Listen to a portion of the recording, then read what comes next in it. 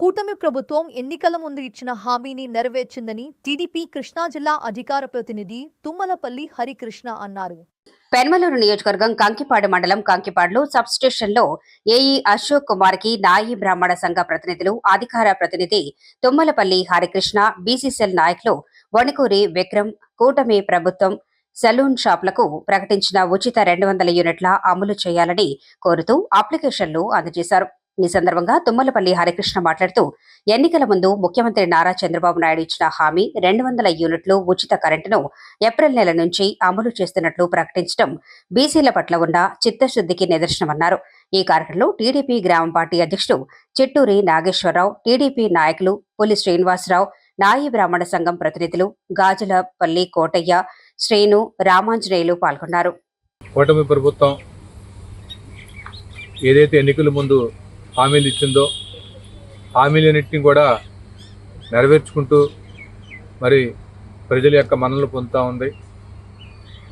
ఏదైతే కూటమి ప్రభుత్వం హామీ ఇచ్చిందో నాయీ బ్రాహ్మణులకి వారి యొక్క షాపుల్లో 200 యూనిట్లకి మరి ఏవైతే 200 యూనిట్లు ఉంటాయో వారికి సబ్సిడీని ప్రకటించడం జరిగింది.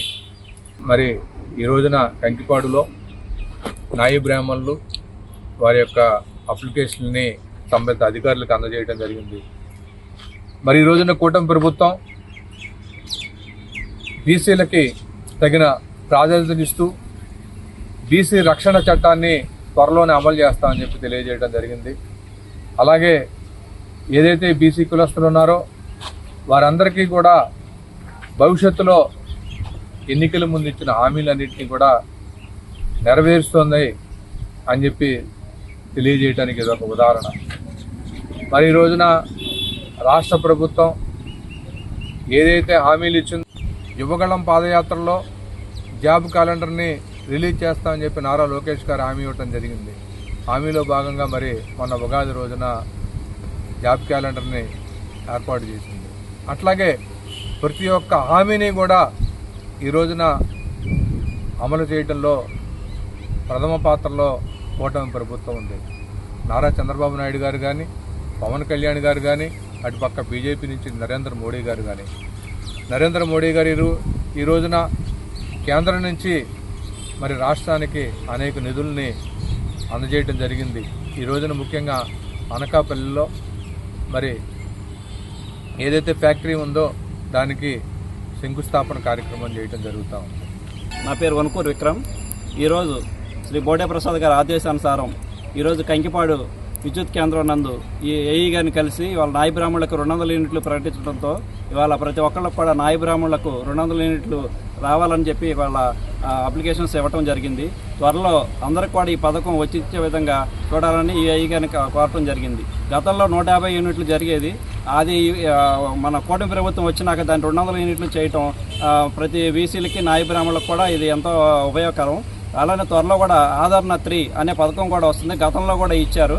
ఇప్పుడు దాన్ని ఇంకా మెరుగైన వస్తువులతో ఈసారి ఆదరణ 3 కూడా ఇవ్వాలని గవర్నమెంట్ కూడా సూచిస్తుంది. అలానే రాష్ట్ర వ్యాప్తంగా మన టీటీడీ బోర్డు మెంబర్ శాతారాం గారు మరియు నాయి బ్రాహ్మణ కార్పొరేషన్ చైర్మన్ మన సదాశివం గారి ఆదేశానుసారం వాళ్ళు కూడా రాష్ట్రం అంతా కూడా తిరుగుతూ ప్రతి నాయి బ్రాహ్మణులకు కూడా ఉచిత కరెంటు వచ్చే విధంగా చూస్తున్నారండి.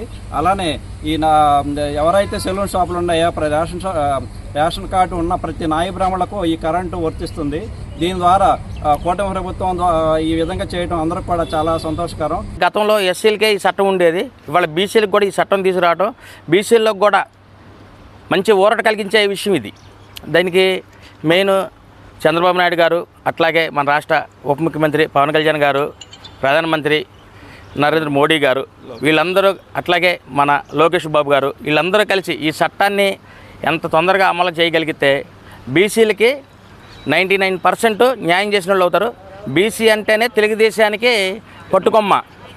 అది ఎప్పటికైనా సరే, అది ఎన్టీ రామారావు గారు పార్టీ పెట్టిన కాడి నుంచి ఆయనకి ఎన్నంతగా ఉంది బీసీలు. అట్లాగే తన అనంతరం చంద్రబాబు నాయుడు గారు కూడా ఆయనకి బీసీలు ఎన్నంతగా ఉంటారు. ఆయన ప్రతి గవర్నమెంట్ వచ్చినప్పుడు కూడా ఆయన బీసీలకి ఎంతో న్యాయం చేశారు. ఇప్పుడు కూడా ఈ చట్టానికి మెయిన్ ప్రధాన కారణం కూడా ఆయనకి ఆలోచించి తీసుకున్న నిర్ణయం అండి ఇది.